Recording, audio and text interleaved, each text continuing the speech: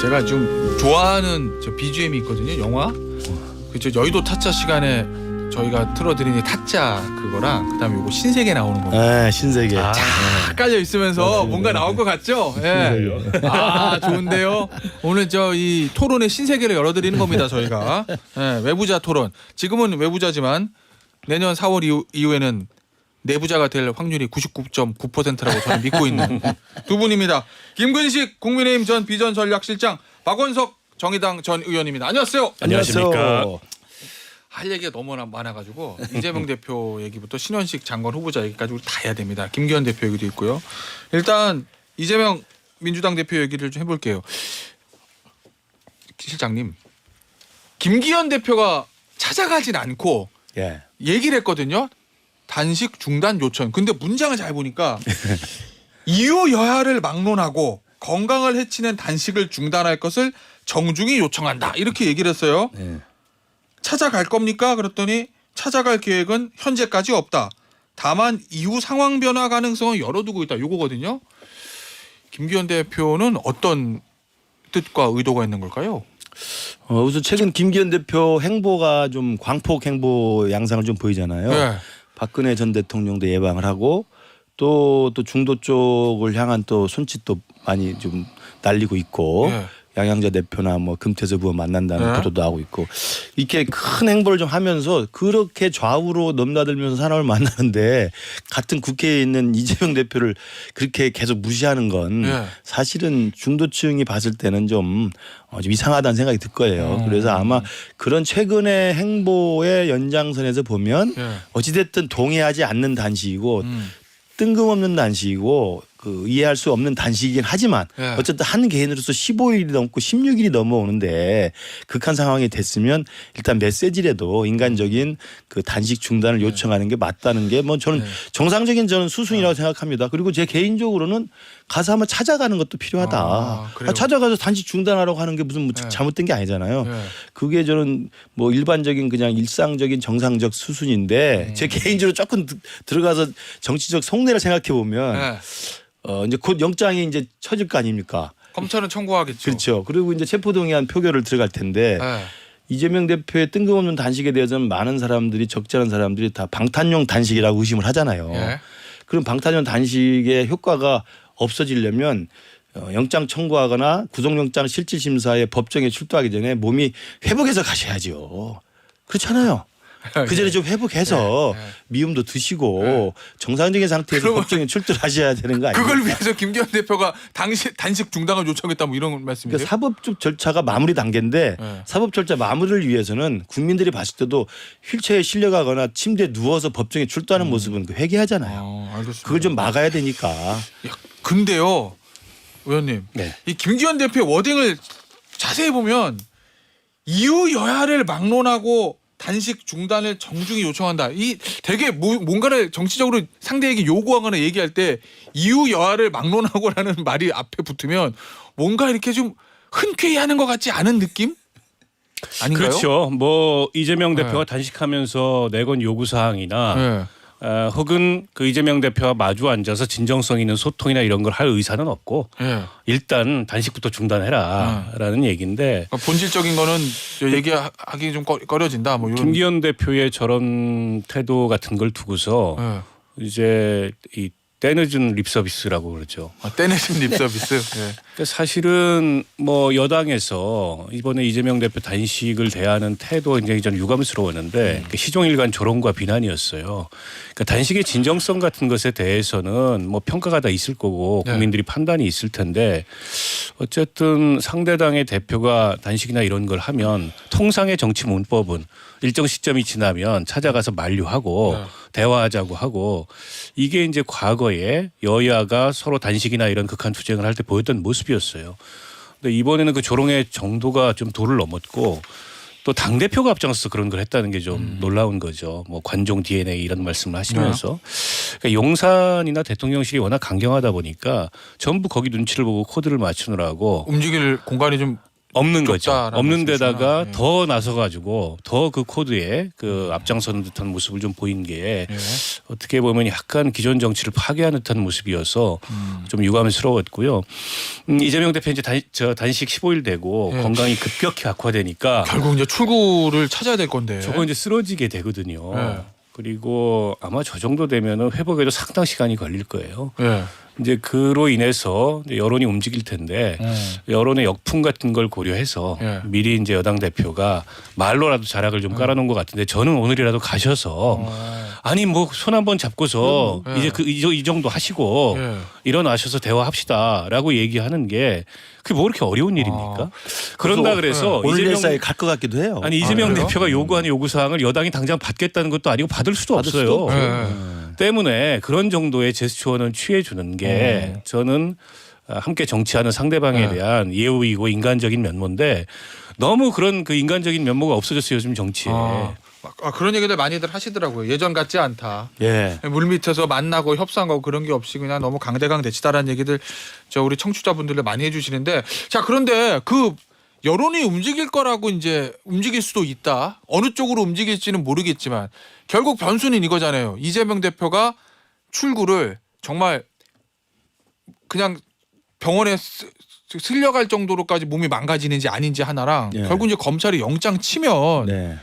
이게 이제 국회에 올라와서 어떻게 될까? 이게 또 여론이 움직이는 저 중요한 그 그렇죠. 변곡점 될 것 같은데 어떨 거로 보세요, 그러니까 민주당이? 영장이 쳐지고 네. 체포동의안이 국회로 날아갔을 때 민주당이 어떻게 하는가를 보면 예. 이재명 대표의 단식의 참 의도가 무엇인지 네. 저는 판명이 날 거라고 봅니다.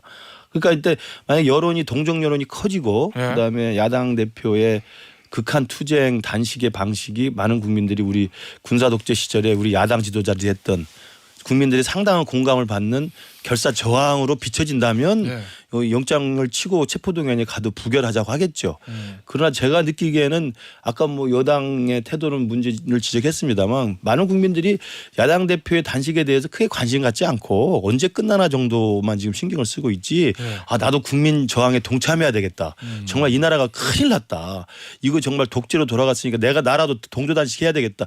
이런 식의 거센 물결이 일어나는 것 같지는 않아요. 그렇기 때문에 제가 보건대는 여론의 향방을 봤을 때는 이 동조 단식이나 아니면 이재명 대표 구하기에 국민이 이렇게 동참할 가능성은 없고 네. 문제는 체포동의안에 대한 민주당의 처리 결과일 텐데 그러니까 그걸 어떻게 할 것 그게 같아요? 제가 볼 때는 당연히 이재명 대표는 부결을 노리고 저는 단식을 한 거라고 생각을 합니다. 이재명 대표의 목표는 부결이다. 당연하죠. 네. 그리고 제가 듣기로도 실제로 그 친문 계열 의원들하고는 물밑에서 일정 정도의 교감이 있을 수도 있다고 봐요. 왜냐하면 찾아온 분들 보면 문재인 대통령 전화도 하고 네. 노영민 실장 가서 중단하라고 하고 네. 또 고민정 의원 계속 앉아 있고 네. 왜냐하면 친낙은 힘들지만 친문은 같이 갈 수 있지 않냐. 좀- 뭐 이런 좀 식의 좀 다르다. 친문- 표 계산을 네. 해보면 몇 표만 네. 더 가져오면 되기 때문에 어. 지난번 구속영장 날라왔을 때 겨우겨우 아슬하게 이제 부결됐잖아요. 네. 그럼 표 단속을 조금만 더 하면 되거든요. 저는 그런 맥락에서 보면 이재명 대표가 당연히 방탄용 부결용 단식이라는 속내를 뭐 드러내지는 않지만 저도 그렇게 폄하하고 싶지는 않지만 그런 속셈이 있는 것이고 네. 딱 하나의 단적인 이유는 지금이라도 영장을 치면 이재명 대표가 입장문을 내거나 공개적으로 발표를 하시면 돼요. 내가 국민들에게 약속했고 우리 당이 약속했던 것처럼 이번에 구속영장에 날라오면 나는 떳떳하고 결백하기 때문에 내 발로 법정에 가서 구속영장 실질심사를 받겠다. 가결시켜 주세요. 왜냐하면 가결이라는 게 구속시키라는 게 아니잖아요. 뭐 가서 그렇긴 하죠. 구속영장 실질심사를 받고 오라는 모든 법 앞에 평등한 일반 국민처럼 하라는 거거든요. 그러니까 그런 이야기를 공개적으로 하면 되는데 저는 절대 안 할 거라고 생각합니다. 박원석 의원은 어떻게 저 보세요? 내기해도 됩니다 이건. 아니 표말을 다 해놓고 표말할 생각이 없다고 그렇게 말씀을 폄하하는 했으면은 게 아니고 의심을 국민들이 네. 하고 있다는 거죠. 그러니까 민주당 내부에 고민이 많을 거예요. 네, 이게 그럴 것 이렇게 같아요. 간단치 않습니다. 어. 왜냐하면 네. 그 어쨌든 당론으로 불체포 네. 특권 포기를 물론 이제 조건이 달려 있긴 합니다만 수용을 했고 이재명 대표도 6월달 그 교섭단체 대표연설에서 본인 스스로 내려놓겠다고 얘기를 했는데 네. 지금 뭐 시간이 얼마나 지났어요. 그런데다가 이번 단식의 진정성에 대한 의심이 있잖아요. 결국에는 여당에서는 뭐 방탄 단식이야. 뭐 네, 이렇게 뭐 방탄 얘기하니까. 단식 아니냐. 네. 그리고 사실은 이 단식이 내부 결속은 상당히 가져왔는데 네. 확장성은 크게 없거든요. 아. 아까 얘기하셨던 대로 중간층이나 여기서는 이제 단식을 하니까 이슈가 되고 뉴스가 되니까 이걸 쳐다보고는 있지만 공감을 크게 하지는 네. 않아요. 지금 이 시점에 수사 때문에 저러는 거 아니야? 라는 의심에 일단 있거든요. 어쨌든 저 수사가 시기가 맞물려 있으니까. 근데 만약에 이번 체포동의안을 일부 이제 의원들 같은 경우에는 당연히 부결시켜야지 예. 이런 얘기들을 하는데 그런 분위기가 커져가지고 본회의에서 또 한 번 부결이 된다면 이게 이제 방탄 프레임에 딱 갇히는 거거든요, 민주당이. 조홍천 의원은 저랑 인터뷰할 때 방탄 프레임을 더 나가서 방탄 지옥에 빠진다 이렇게까지. 아니 그러니까 이게 방탄이죠. 이제 예. 그 이걸 벗어나기가 어려워요. 그렇게 되면. 근데 그게 가져올 역풍에 대해서도 한편으로는 민주당 내부에 상당한 고민이 있기 때문에 당내에서 뭐 어젠가 어디 언론사에서 단독 보도한 그 전략 보고서를 예. 보면 KBS에서 민주당 전략 보고서 가결을 전제로 예. 예. 다만 가결을 우리 주도로 하느냐 국민의힘 주도로 하느냐 이런 어떤 표결 전술에 대해서 예. 이제 고민을 적어놓은 게 나오는데 그만큼 고민이 깊다는 거죠. 저도 그 보고서 봤는데요. 어마어마하게 고민 막 경우의 수를 너무 많이 나눠가지고 야 이 사람들 지금 머리가 터지겠구나라는 생각이 그래서 들더라고요. 가장 깔끔한 거는 그렇죠. 원래 터질 이유가 없어요. 가장 가결시켜 깔끔한 달라고 건 하면 돼요. 이재명 대표가 본인 이제 선언을 해놓으신 거기 때문에 그래요. 그 원칙의 연장선에서 판단해 달라라고 하면 뭐 그냥 이제 가결되고 이게 사법 절차에 임하는 거잖아요. 그럼요. 구속이 되는 게 아니고 당연하지. 그게 가장 깔끔하고 진정성도 의심받지 않고 예. 그렇게 되면 이재명 대표 단식에 대해서 그동안에 뭐 방탄이다 이러면서 온갖 비난을 얘기해왔던 여권이 좀 머쓱해지는 거죠. 네. 그게 가장 깔끔한 방법이고 설사 절대 이재명 그거 하지 대표가 않는다는 거죠. 아무 말씀을 하지 않아도 저는 이게 부결되기 어렵다고 봐요. 그러니까 31명의 의원이 예. 이미 불체포 특권 포기를 선언했고 아. 이분들의 일부가 이탈하더라도 예. 상당수는 가결할 수밖에 없어요. 그러면은 정치인들이 본인의 네. 정치행위를 이제 정치행위 일관성을 고민한단 말이에요. 네. 거기다 이제 여당이 갖고 있는 의석 중간에 뭐 정의당 기타 뭐 무소속 합치면 가결 가능성이 있어요. 자 그러면요 의원님 예전에 비해서 언론의 저 보도를 보면 가결의 가능성이 예전보다 좀 낮아진 것 같다. 왜냐하면 이재명 대표가 단식하는데 의원들이 저 대표 단식하는데 검찰로 보낼 수 있나 뭐 이런 생각하는 사람들도 있을 거고.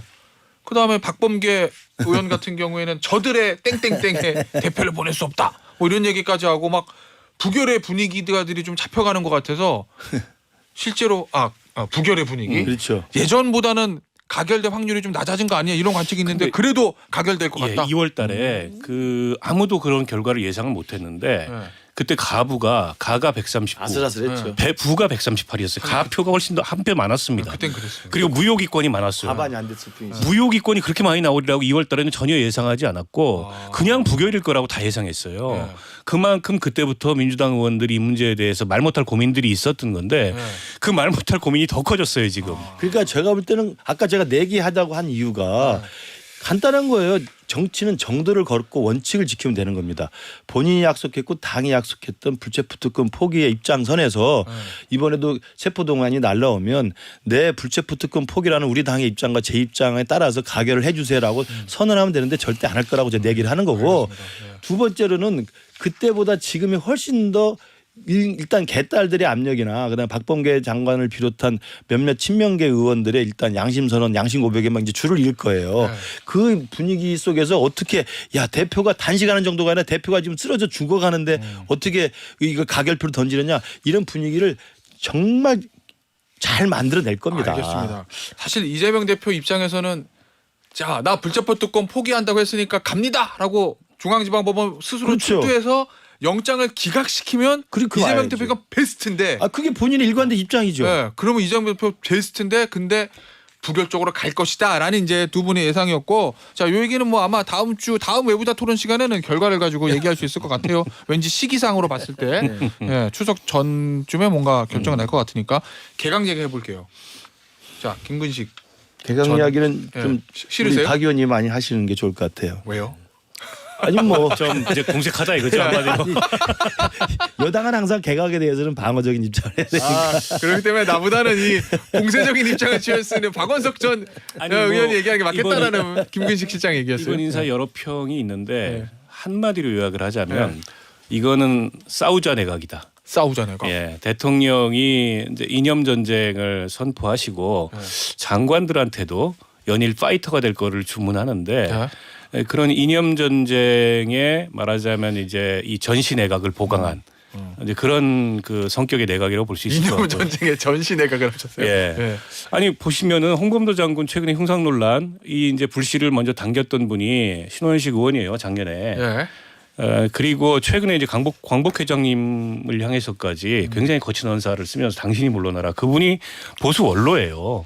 여권의 원로고 예, 그리고 본인의 육사 선배고 국정원장까지 지내신 사선 국회의원 출신한테 예. 당신이 물러나라 이런 거친 언사를 쓰고 있는 걸로 봤을 때 야 이거 확실한 사람이다 이렇게 대통령이 판단했을 가능성이 있고 유인천 장관 후보자는 12년 전에 이미 그거를 앞서서 수행했던 분이고 예. 국회 그 아직도 그 유명하게 남아 있는 밈 영상이 있잖아요.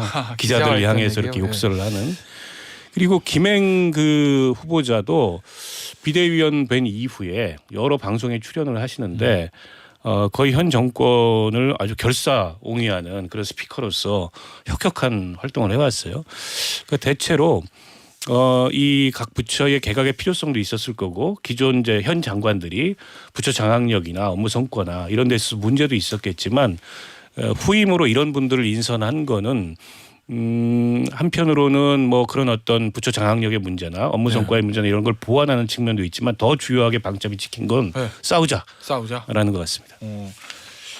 자 실장님 예. 신원식 장관 후보자 예전에 바른미래당 잘하죠. 같이 예. 하셨죠. 예, 예. 바른미래당부터 이제 지금 저 국민의힘까지 계속 같이 하고 계신데 네, 네. 제가 야당이라면 화력을 한 사람으로 집중하자라고 하면 아마 신원식 장관 후보자로 네. 집중할 수도 있을 것 같아요. 왜냐하면 워낙 과거에 이제 발언 영상들이 이제 네네. 뭐 12.12하고 5.18에 대한 평가 네. 영상이라든지 그 다음에 문재인 전 대통령에 대한 어떤 발언 요런 저 광화문 집회에서 했던 발언들이 좀 계속 그렇죠. 나오고 있어서 이 야당의 공세가 집중될 것 같은데 그거 어떻게 제가 국민의힘에서는 봐도 방어할 생각이세요? 인사청문회 이제 과정에서 아마 네. 신원식 그 후보자에 대한 공격이 제일 많을 것으로 보입니다. 예, 아무래도 네, 그렇겠죠. 아무래도 그리고 좀 발언들 과거 발언들이 다시 이제 소환되면서 이러저런 논란을 불러일으키고 있는데요. 저도 그 2019년 광화문 태극기 집회에 가서 했던 영상들 발언들을 좀 봤는데 지금의 장관 후보자라면 써서는 안 될 단어들을 많이 썼더라고요. 이제 그런 걸 제가 볼 때는 이제 인사청문회 과정에서 해명하고 네. 또 설명하고 또는 잘못했으면 잘못했다고 인정하고 그래서 어제도 한번 입장은 냈더라고요. 그러니까 사법부의 판단과 대한민국의 정부의 공식 입장을 지지한다. 12.12와 5.18에 네, 그렇죠. 그리고 이제 그런 부분들을 하고 있어서 그런 해명과 설명이 필요하다고 보고요. 그러나 제가 이제 여당 입장에서 조금 그 이해를 돕기 위해서 말씀드리면 네. 신원식 장관을 제가 오래전부터 잘 알기 때문에 이분이 2019년에 그 집회 가서 그렇게 좀 그 다소 거친 언사를 했던 건 뭐냐면 당시 2018년에 문재인 정부 때 이른바 9.19 군사 분야 합의를 합니다. 그게 이제 평양 갔을 때 정상회담 할 때 부속 합의서가 있었는데 이 9.19 군사 분야 합의서라는 게 뭐냐면 DMZ 군사분계선을 경계로 해서 남쪽과 북쪽에서 우리 남쪽 북쪽이 정찰도 못하게 하고 일정 구역 안에서는 그다음에 포사격도 못하게 하고 사격 훈련도 못하고 기동 훈련을 못하게 해놨어요. 아예 이제 그 부분에 대해서 대한민국 그 장성 출신 중에서는 굉장히 분노했던 흐름이 있었습니다. 그래서 만들었던 대표적인 그 기관 그 단체가 대수장이라는 거예요.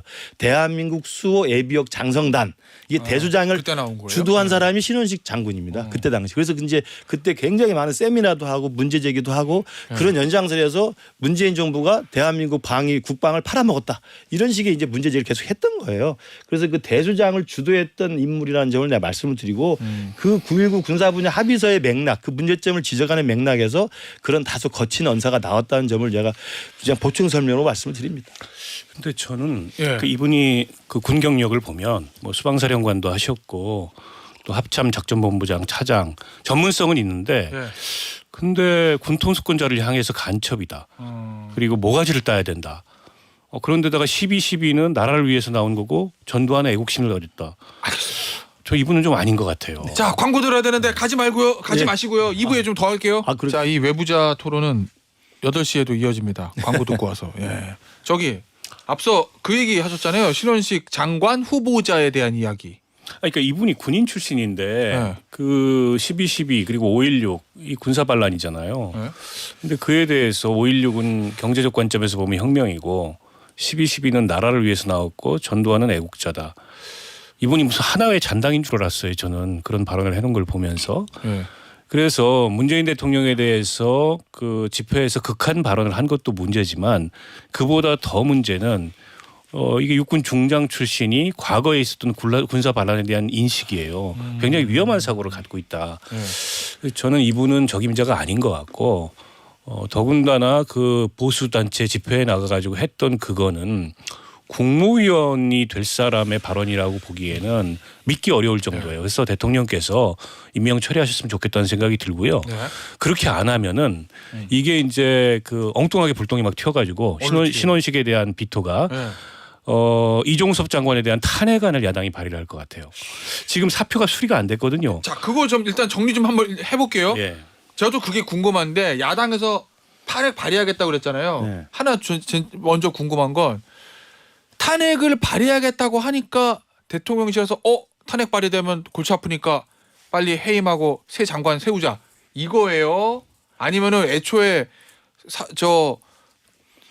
교체하려고 그랬는데 야당에서 무리하게 탄핵 발의를 하는 거예요? 공식 입장은 후자죠. 그러니까 공식 이제 입장은? 탄핵 발의했을 때 이미 이종섭 장관은 사의를 표명했고 네. 그리고 대통령실에서는 그 국방부 용산에 안보 2차장하고 국방비서관과 패키지로 한 1년 한 5개월 정도의 임기를 좀 채우면서 상당 부분 업적과 성과를 많이 냈고 최근에 한미일 삼각 협력하고 그다음에 캠프 데이비드 합의 등을 통해서 국방 전체에 대한 새로운 업그레이드된 이제 이 성과가 필요하다. 과제가 있다. 이런 식의 맥락에서 준비를 해왔던 것이라는 게 이제 대통령실의 입장이고요. 그런 맥락에서 보면 탄핵 때문에 서둘러서 꼬리 자르겠다는 건 이제 야당 측이 주장하는 거고 그렇기 때문에 이번에 탄핵을 발의한다고 민주당이 해놓고 이종섭 장관이 사의를 표명했지만 대통령이 그래서 사표를 수리하지 않았습니다.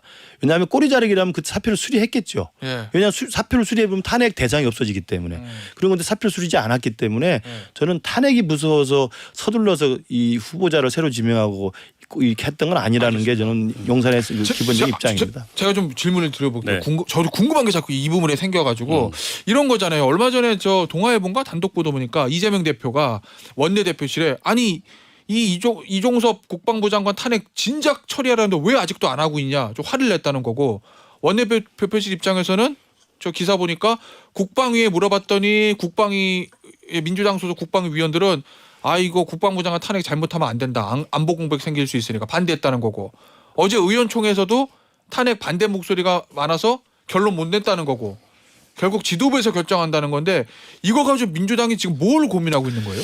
아니 이제 이미 교체설이 나왔기 때문에 예. 그리고 본인이 사의를 표한 상황에서 탄핵안을 발의하는 게 어깃장 놓는 것처럼 보이기 때문에 역풍 불 수 있다. 예, 역풍 불 수 있다. 이걸 고려한 건데 예.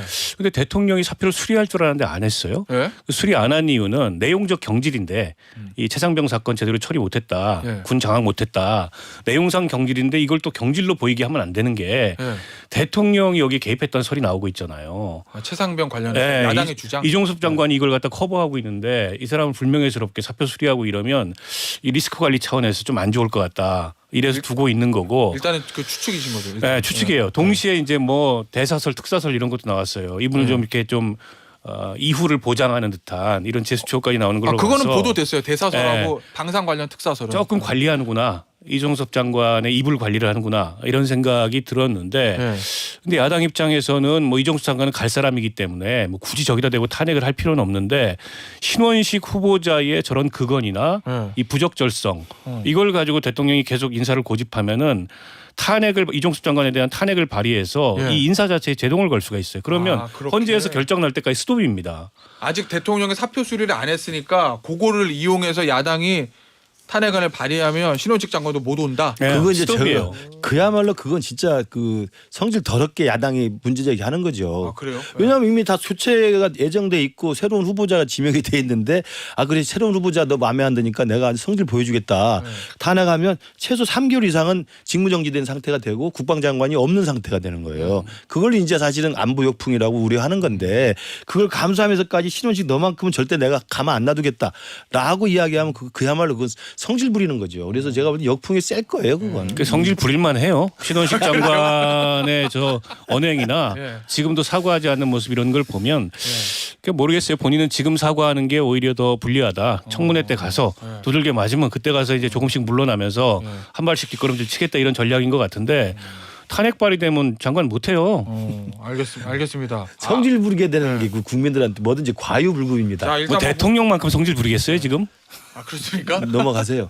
넘어갈까요? 알겠습니다. 자, 일단 뭐 저 검찰은 영장 청구할 것 같고, 그리고 대통령실은 신원식 장관 임명을 발표했고, 결국 이제 그거를 야당이 체포동의안 어떻게 대응하느냐, 그 다음에 이종섭 현 장관에 대한 탄핵을 어떻게 하느냐, 아마 네. 머릿속으로 복잡하겠습니다. 야당은 저 득실을 좀 따져봐야 되니까. 자, 마지막 이슈.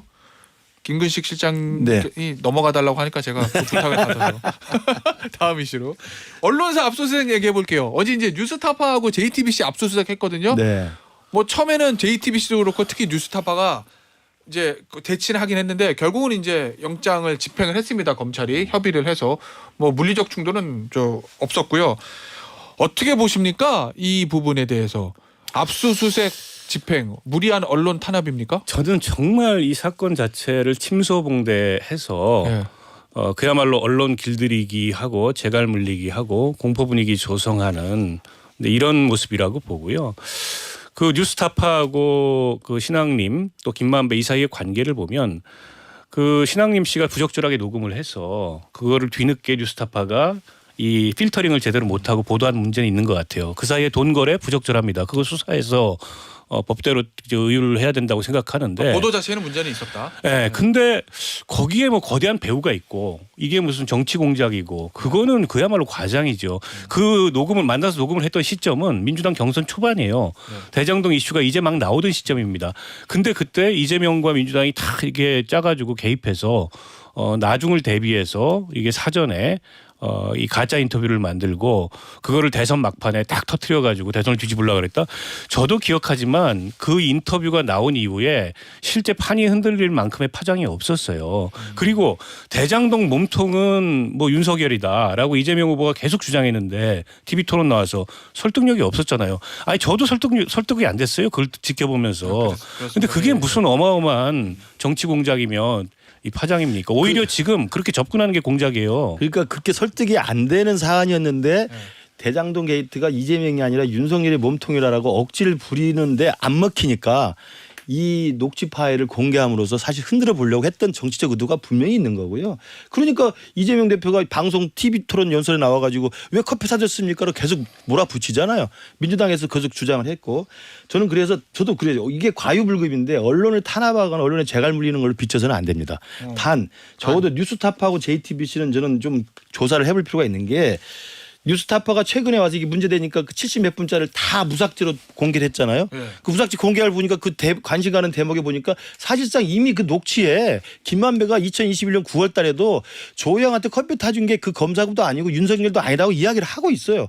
근데 뉴스타파는 대선 3일 전에 그걸 빼고 그것만 삭제해서 조영이가 윤석열한테 커피 탄 것으로 조작해서 낸 겁니다. 이건 무언가 의도가 있고 무언가 뒷거래가 있다고 의심할 만한 충분한 정황이 있는 거고 JTBC도 마찬가지예요. 공식 사과문까지 냈잖아요. 그 JTBC의 그 봉모 기자라는 분이 뭐 개인의 일탈인지는 모르겠으나 기본적으로 언론사 기자로서 취재의 어떤 기본적인 ABC를 어기고 조영 본인이 아니라고 하는데도 불구하고 조영 말은 빼고 커피를 타줬다라고 하는 것만 보도를 했지 않습니까? 이 부분은 분명히 조사를 할 필요가 있는 거죠. 이 두 건은 저는 누가 뭐라고 조사할 필요가 있어요. 전 나중에 굉장히 우스꽝스러워질 거라고 보는데요. 네.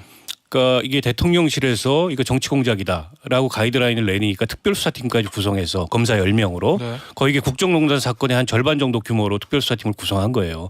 근데 나중에 이거 법적으로 뭘로 처벌하냐? 명예훼손이에요. 정보통신망법상 네. 명예훼손. 선거법도 적용이 안 되고 그거 얼마나 웃깁니까? 이게 과거에 막 이 떠들썩하게 이 공안 기획해가지고 뭔가 사건을 만들었는데 나중에 처벌하고 보니까 별거 아닌 것 같은 그런 우스꽝스러운 모습이 될 수 있어요. 명예훼손으로 처벌하려고 특별수사팀까지 구성한다? 얼마나 웃겨요 지금 상황이. 근데 언론사나 이 기자분들이 정말 명백한 허위 조작인 줄 알면서 그런 오보를 내보내고 정치나 선거 결과에 영향을 미칠 의도가 있었다고 한다면 결과는 명예훼손이라고 단순하게 할지 모르지만 이건 굉장히 큰 대선 개입입니다. 아니, 그 부분은 가만히 있을 수는 없는 국민의힘에서 거죠. 그 기자 그게 6명 가능합니까? 고발하고 그 당시에 이제 시사 프로그램 진행했던 프로그램 진행자들까지 고발을 했는데 네. 뉴스타파가 보도한 걸 가지고 이게 공익적 가치가 있다고 판단해서 그걸 갖다 인용 보도한 건데 인용 보도한 것까지 다 그렇게 고발해가지고 이 대응할 문제입니까? 그걸 다 그게 고발한 조작이에요? 건, 아니 그걸 다 고발한 건 과유불급이에요. 저도 반대예요. 그러나 이 두 곳은 조사를 분명히 해야 됩니다. 이건 왜냐 분명히 허위인 줄 알면서 조작해서 보도한 거잖아요. 그러니까 이 두 사람을 조사하는 거에 대해서 왜 반대합니까? 제가 말한 그 당시에 뉴스타파 보도를 양쪽 다 의견을 들어서 그러니까 국민의힘 후보 측에서는 사실 무근이다라는까지 인용을 해서 양쪽 규정적으로 기사 쓴 사람을 고발하면 안 되죠. 그건 당연한 거죠. 그러나 JTBC나 뉴스타파는 분명히 허위 사실인 줄 알면서도 조작의 냄새가 분명히 나기 때문에 조사할 필요가 분명히 있다. 이걸 반대할 이유는 없다고 봐요. 알겠습니다. 오늘 여기서 마무리하도록 하겠습니다. 자, 외부자 토론 박원석 정의당 전 의원, 김근식 국민의힘 전 비전전략실장이었습니다. 감사합니다. 감사합니다.